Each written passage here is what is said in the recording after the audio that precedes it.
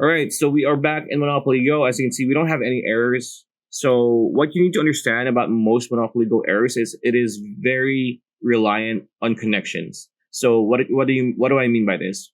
It means that most Monopoly Go errors are caused by connection issues. So Monopoly Go is a mobile game, right? So you need the internet, you need a good stable connection to play the game without any issues. So right now we have a good connection. We're connected to a home Wi-Fi that's very fast, and we don't need to worry about playing games. As you can see, like I can just play the game properly.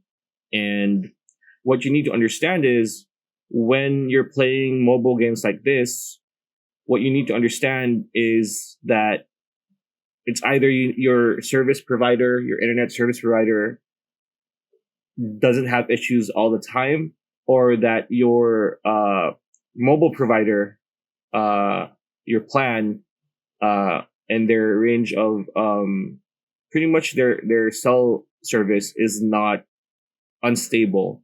So, for example, you're having issues, you're playing, and then all of a sudden you're getting errors and whatnot.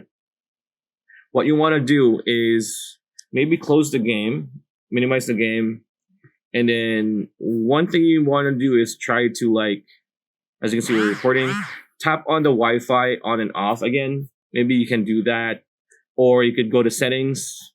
So this is an Android device, and go to device care. So in device care, check. It's gonna check your device, and it's gonna close background apps and run checks. So just you click optimize now, and most of the time this will work. Or if it's really not your phone, it's not because of your phone. Uh, Again, check if the Monopoly Go